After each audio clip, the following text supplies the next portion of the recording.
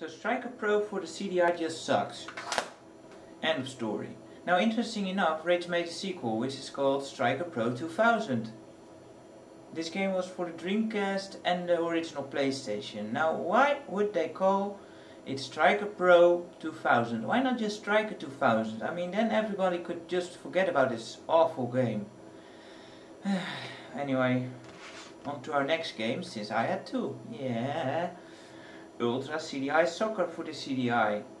This game came pretty late in the system's life, so maybe that does a lot better. Let's check it out. Actually, this was one of the last games to be released for the CDI system in 1997. It was developed by Chrysalis, another developer familiar with football games. What I'd like to know is what the hell they were thinking when making this game. It has also very little to offer. But first of all, this game has an identity crisis. It doesn't even know its own name. I mean, look at the box art. And then the title screen. What is it now? Ultra CDI Soccer or just CDI Soccer? Make up your mind. Also, again, a very bland and boring presentation. Although a bit better and nicer than Striker Pro, it's still, well, pretty barren.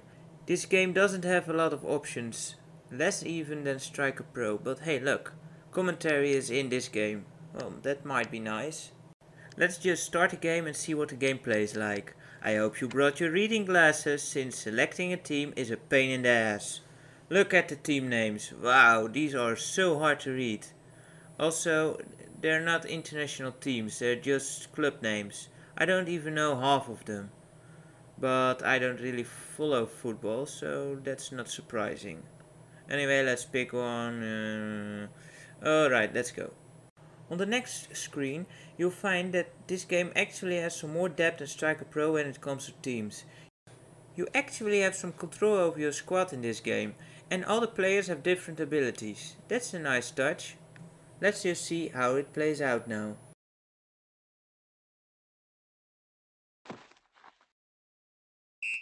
Where was I? Sorry about that. I was so amazed about these graphics. I mean, just when you thought that Striker Pro's graphics couldn't be topped or bottomed.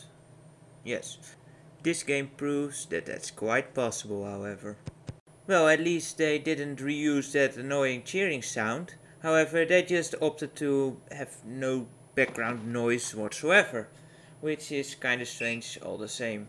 It is a football match after all. It only has a few sound effects that sound very bad. What's that? You can't hear the commentary? What, are you blind or something too? I mean, you can read, can't you? I mean, it's right there in the bottom of the screen.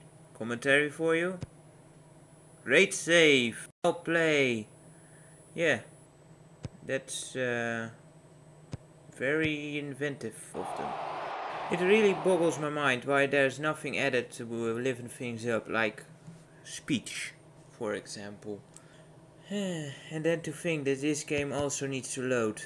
Load what? There's nothing in there. Controls are even worse in this game than Striker Pro 2. It's pretty much impossible to pass the ball around. It always seems to go too far too high. These guys didn't opt for a menu button though. No. They made button 1 pass the game. Button 1 no less. The most default key there is. And there's no notice of it. So the first time I pushed it, I thought the game was just stuck or something. Until you push it again and the game continues. Very, very annoying. Button 2 just, well, it shoots the ball. That's it. I had enough of these football games. There were 2 player options in both games, but I didn't test those. It's kind of hard to find someone to play with. If you want a fun retro game, then I suggest Nintendo World Cup for the NES. Now that game was fun. Alright, I hope you all learned something from all of this. 1. Never ever play a football game on the CDI. And 2. Sometimes sports can actually be more fun than video games. Now I hope you enjoyed this video and thank you for watching. Until next time, goodbye.